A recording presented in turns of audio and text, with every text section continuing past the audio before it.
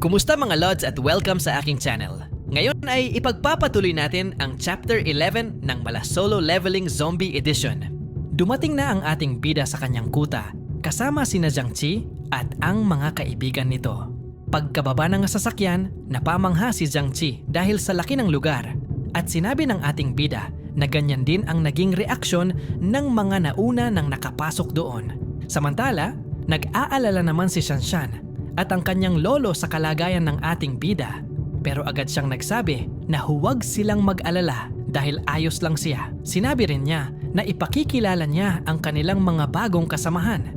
Agad pinakilala ng ating bida sina Jiangqi at ang mga kaibigan nito kina Shanshan at sa lolo nitong si Shengbo na magiging kasamahan na nila simula ngayon. At agad naman silang winelcome ng dalawa. Samantala, sinabi naman ng ating bida kay Shengbo na kukunin muna niya ang kanyang baril at inatasang samahan ang mga bago upang ipasyal sila sa kuta at ipaliwanag ang mga alituntunin at patakaran nila. Bigla namang nagsalita si Himing na kung maaari ba silang bigyan din ng armas upang makatulong sa pagprotekta sa lugar na siyang naging dahilan upang mapalingon ang ating bida. Bumulong naman si Fourth kay Himing na huwag itong magmadaling humingi ng armas dahil bago pa lang sila roon at kailangan muna nilang makuha ang tiwala nila. Agad namang sumagot ang ating bida na huwag silang mag-alala dahil sa mga susunod na araw ay bibigyan niya sila ng armas. Samantala, napansin ng ating bida na malubha ang pinsala ni Chong kaya't agad niyang inutusan na dalhin ito sa medical room upang masuri ang kanyang kalagayan. Samantala, pagkatapos nilang maligo, napatanong si Yiming kay Fourth kung bakit siya nito pinigilan kanina. Sumagot naman si Fourth na hindi niya maintindihan ang sinasabi nito. Dahil dito, sa sobrang inis ni Himing, sinisi niya ito na kung hindi lang daw ito nakialam kanina, ay may armas na sana sila ngayon. Sinabi rin niya na sa sitwasyon nila ngayon ay protektado sila, ngunit pakiramdam niya ay parang nasa house arrest sila. Agad naman siyang sinagot ni Fourth at sinabing huwag siyang magsalita ng ganoon tungkol sa ating bida dahil iniligtas sila nito. Nagtaka naman si Himing kung bakit sila iniligtas at kung ano ang pinagmulan o background ng ating bida. Sinagot naman ito ni Jiangqi na sabi nito kanina na may nag-hire sa kanya upang iligtas sila. Sumagot naman si Himing na mahirap pagkatiwalaan ang sinabi ng ating bida dahil hindi nito sinabi kung sino ang nag-hire sa kanya. At lalo namang nainis ito dahil sa kung paano nila i-treat si Chong na inilagay sa medical room na may matinding seguridad kaysa kulungan. Naisip din nito na may masamang plano ang ating bida na baka kunin ang mga lamang loob nila.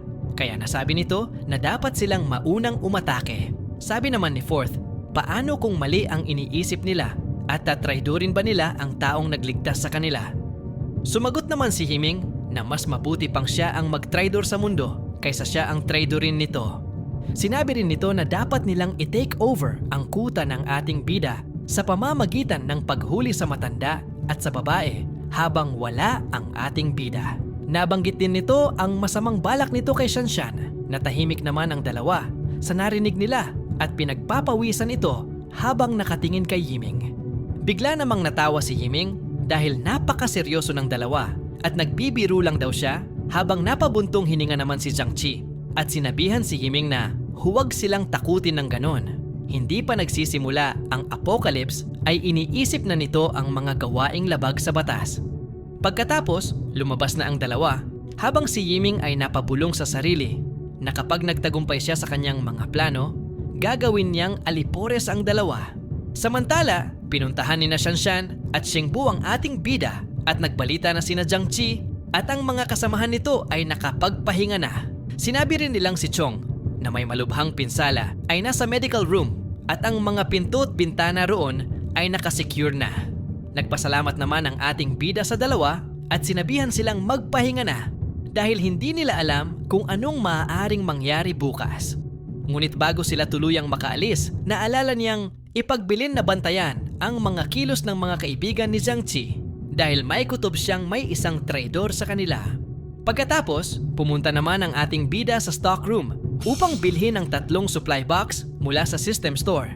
Pagkabukas niya nito, agad siyang namangha dahil sa daming items na tumambad sa kanyang harapan at napasabi na magagamit niya lahat ng ito. Kinabukasan, may 3 sasakyang mabilis ang takbo na huminto sa labas ng kuta ng ating bida. Bumaba ang mga lalaking sakay nito na armado ng mga itak at pamalo habang nasa unahan nila ang kanilang leader na si Kamote Driver na dating nakagitgitan ng ating bida at agad itong nagutos sa kanyang mga tauhan na sumugod. Pinagpapalo nila ang gate, ngunit dahil sa tigas at kapal nito, sinabi ng isa sa kanila na hindi nila ito kayang sirain gamit lamang ang pamalo. Dahil dito, nagalit si Kamote Driver at agad nag-utos na kunin ang mga kahon sa sasakyan na may laman na Molotov cocktail. Kaagad nila itong ginamit na nagresulta sa pagsiklab ng apoy sa loob ng kuta ng ating bida. At dito natapos ang Chapter 11. Please like, comment, and subscribe kung gusto nyo pa ng Chapter 12.